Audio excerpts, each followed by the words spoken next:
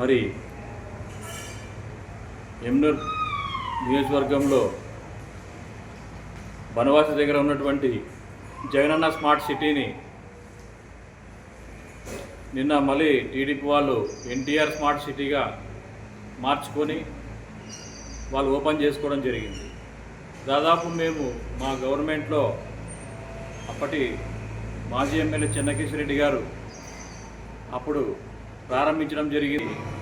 మేము అక్కడ లేఅవుట్ వేయడం జరిగింది, రోడ్లు వేయడం జరిగింది, అన్నీ లేఅవుట్ సంబంధించిన ఏవైతే వ్యవస్థ ఉందో అక్కడ అన్నీ తీసుకురావడం జరిగింది. నిన్నటి రోజు మళ్ళీ ఇప్పటి ఎమ్మెల్యే జగనేశ్వర రెడ్డి గారు మళ్ళీ వెళ్ళి ఎన్టీఆర్ స్మార్ట్ సిటీగా పేరు మారుస్తూ ఏదైతే మా జగనన్న ఏర్పాటు చేసినటువంటి స్మార్ట్ సిటీని పేరు మారుస్తూ వాళ్ళు ఎన్టీఆర్ స్మార్ట్ సిటీగా మార్చుకొని మళ్ళీ ప్రారంభించడం, మళ్ళీ రిబ్బన్ కట్ చేయడం.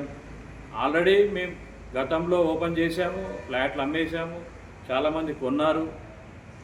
మరి దాదాపుగా మేము ఓపెన్ చేసి కూడా 4 సంవత్సరాలు అవుతూ ఉంది. ఇప్పుడు వాళ్ళు 2 సంవత్సరాల తర్వాత మరి వాళ్ళు ఓపెన్ చేసి ఈరోజు ఫ్లాట్లు అమ్మడానికి మరి రిబ్బన్ కట్ చేయడం నిన్న ఎంతవరకు సమంజసం? ఇది అభివృద్ధిలో భాగంలో మేము ముందుంటామని చెప్తారు. మరి వైఎస్ జగన్మోహన్ రెడ్డి గారి అభివృద్ధిని ఈరోజు మీరు చోరీ చేసి రిబ్బన్ కట్ చేసి మీరని చెప్పుకొని ఎంతవరకు సమంజసం? ఇది చాలా హాస్యాస్పదం. ప్రజలు కూడా పట్టణంలో నవ్వుకుంటున్నారు. గతంలో వైఎస్ జగన్మోహన్ రెడ్డి గారు ఏర్పాటు చేసిన స్మార్ట్ సిటీని, జగనన్న స్మార్ట్ సిటీని ఈరోజు మళ్ళీ రిబ్బన్ కట్ చేసి ఓపెన్ చేసి ఫ్లాట్లు అమ్మడం చూస్తూ ఉంటే హాస్యాస్పదంగా కనపడుతుంది మాకు. మరి దీని గురించి ఆలోచన చేసి, అలాగే విశాఖపట్నంలో ఉన్నటువంటి ఎయిర్పోర్టు త్వరలో రేపు నెల 17కి తీసేస్తామని చెప్తున్నారు కేంద్రం వారు. మరి భోగాపురం ఎయిర్పోర్ట్ ఓపెన్ అవుతున్నందుకే దాన్ని క్లోజ్ చేస్తామంటున్నారు. భోగాపురం ఎయిర్పోర్ట్ కూడా మా వైఎస్ జగన్మోహన్ రెడ్డి గారు ప్రారంభించారు.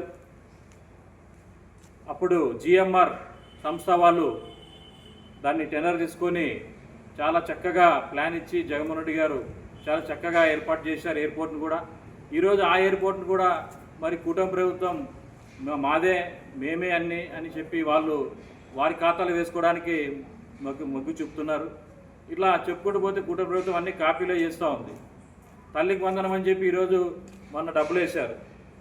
మరి అమ్మఒడి పథకాన్ని తల్లికి వందనంగా మార్చి ఇట్లా అన్నీ కాపీ చేసుకుంటూనే పోతున్నారు కూటమి ప్రభుత్వం.